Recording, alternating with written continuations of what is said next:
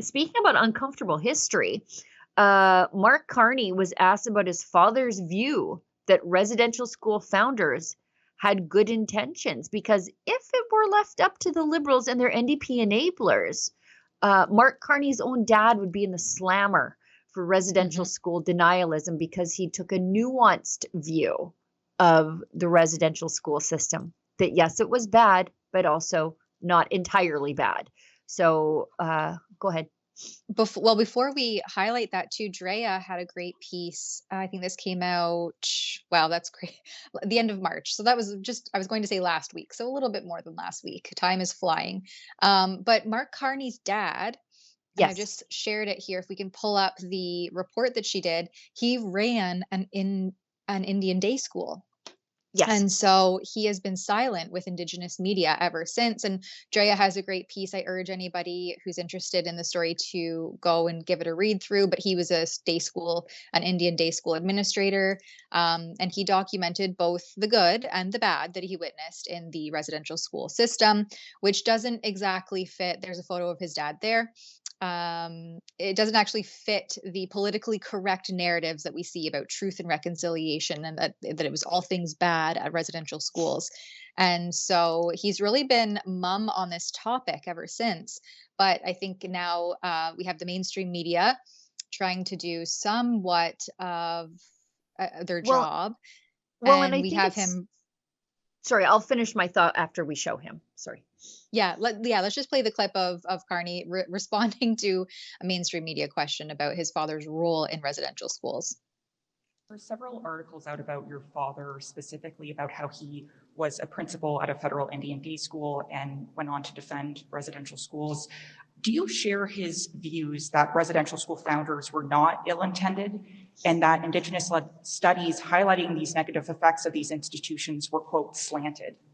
I love my father, but I don't share those views, to be absolutely clear. It's a long, painful part of our history. I've learned personally, we've learned as a nation. We're in a process of the damage, of the fundamental damage of residential schools and day schools to those who attended them, those who were their descendants, if I can put it that way, the culture as well, and a very necessary, essential process of reconciliation, truth and reconciliation has begun. At the core of my government, as it was the case at the core of the previous government, will be to advance that process of reconciliation. That's a fundamentally and deeply held personal commitment of mine. Thank you. Yeah, so I would have asked a different question. I probably would have sent our journalists armed with a stronger question than, do you agree with your dad? I would have said, do you agree with members of your party and your MPs that your dad's speech should be criminalized? Because that's really what it comes down to. He can easily say, well, I don't agree with my dad. Trust me, I don't agree with my family on a lot of things. But so it's easy to say, like, I just share a different viewpoint.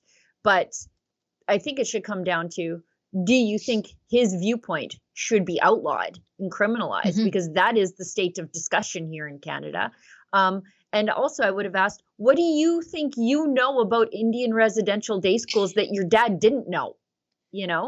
And it's a bit much to hear this, the Liberals going after Gunn, a Conservative candidate in British Columbia, for his past comments on residential schools, when Mark Carney's dad was quite literally an administrator of one. So it was, and you could also ask Mark Carney, if you think the residential school system was an evil system, do you believe that your dad was an evil man as part of a cog in an evil system?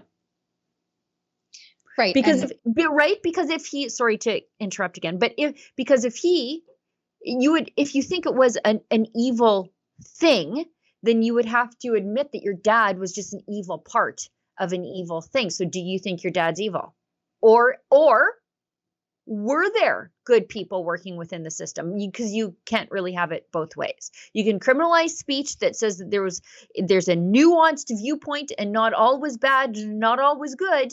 or you can say it was all bad. But if you say it was all bad, then you have to say that your dad was bad too. So dealer's choice, I guess.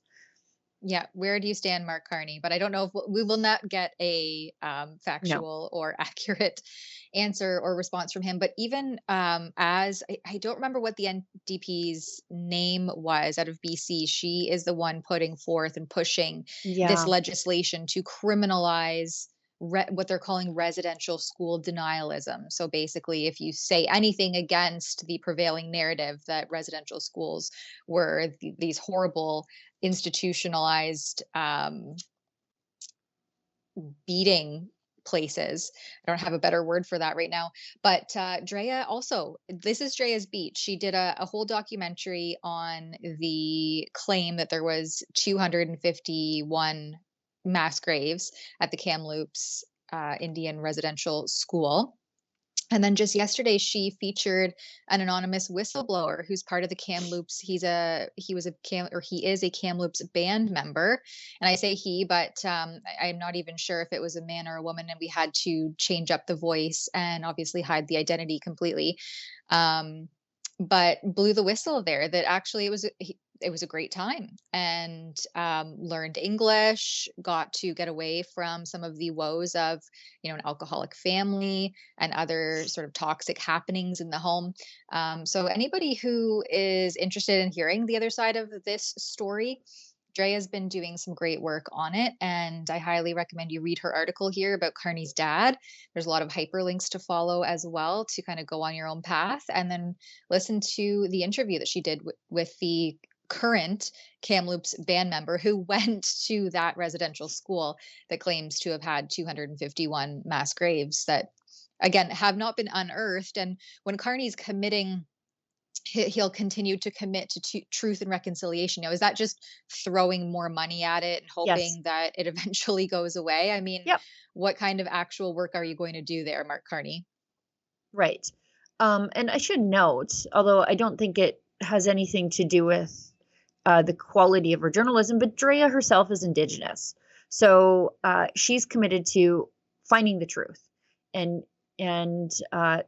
as they keep saying, it's truth and reconciliation, but there's no reconciliation unless we deal with the truths. And there is more to the story. Like you just can't write off everything as bad or as good. I think, as with everything, the truth lies somewhere in the middle. And I guess, unless you're Mark Carney and you take a viewpoint that everything was bad, and then he has to somehow attack the legacy of his own father as a bad man. I mean, I guess if that's what you want to do, Mark, I guess have at her. Mm-hmm. As we see, it reminds me of kind of what we're seeing with the Safe Supply and these outreach, these homeless shelters and all of these outreach shelters. It really depends on the administrator who is running the program, because of course there are going to be captured bad actors who are trying to capitalize on the taxpayer money and get in there and get their fair share of the trough, who aren't doing so in good faith. And of course, residential schools are not outside of that realm of what occurred, that reality. And so depending on the administrators and who was in charge of them, I'm not denying that there were instances where horrific things took place in some of these schools, but there were other instances where that was not the case at all. And none perhaps had knowledge of the other. And so I think what you say there, Sheila, is very accurate. And, saying, even coming clean and just saying, hey, there was never 215 mass graves. We haven't unearthed anything. Nothing's been proven. The ground penetrating radar is very superficial. It has a lot of issues.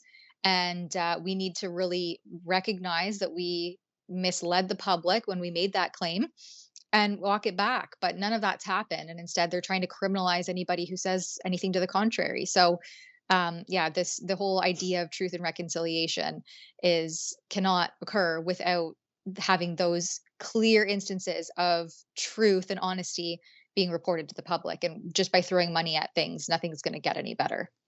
No, I would like to know exactly what we're reconciling for. Because if we do need to reconcile for something, and I'm sure we do, I would sure like to know exactly what that is. Want to stay on top of the latest current events, but don't trust the mainstream media to help you do that? Then check out our daily live stream coverage of the latest news and totally unscripted at rebelnews.com/roundup.